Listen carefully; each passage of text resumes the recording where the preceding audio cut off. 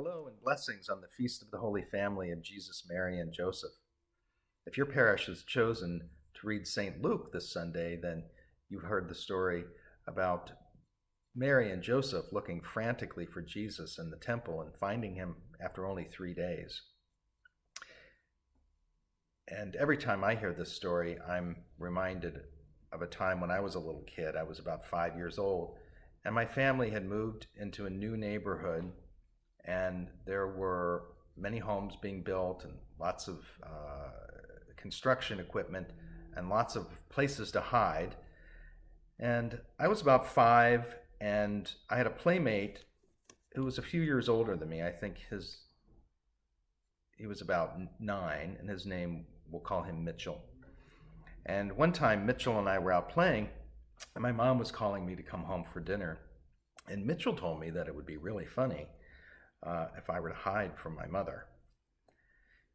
Finally, my mother came outside, and she called, and she began to walk up the street. And I thought this was funny at first, and Mitchell encouraged me not to come out of hiding.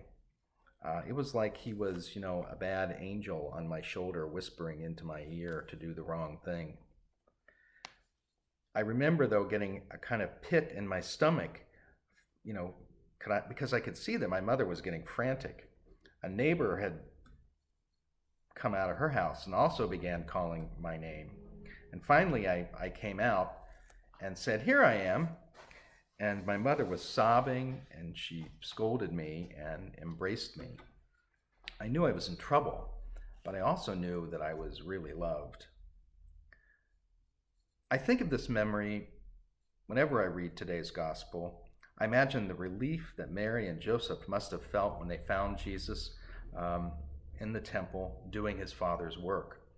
And I was certainly not doing my Father's work when I was hiding from my mother. But a silver lining from that experience was that I had an overt awareness at that young age that I was deeply loved and that I belonged to a family. Now, my mother knew pretty quickly that I was out of her eyesight.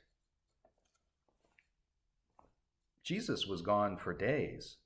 How is it that Mary and Joseph didn't know that Jesus was gone? This is something that I wondered. But I imagine that on their way to the feast of the Passover, there was an entourage of people. I imagine a group of extended family, friends, maybe neighbors, servants, livestock, all processing to Jerusalem in a journey that would have taken several days. And there would have been kids playing, maybe other families joined along the way. There would have been campfires and songs and stories.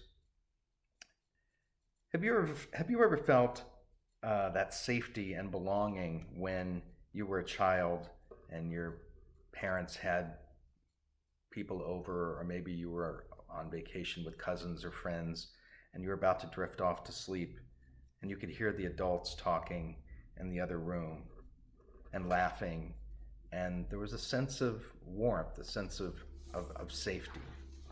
And I imagine that that's what was happening in the procession on the way to and from Jerusalem every night.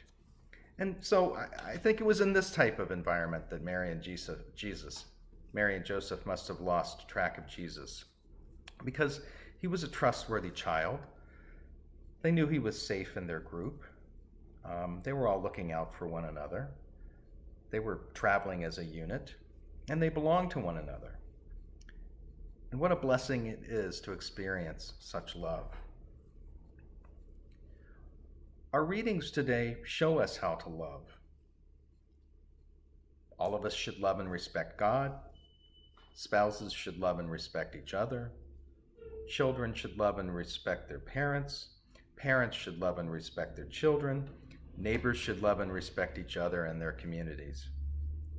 This gives us a sense of belonging.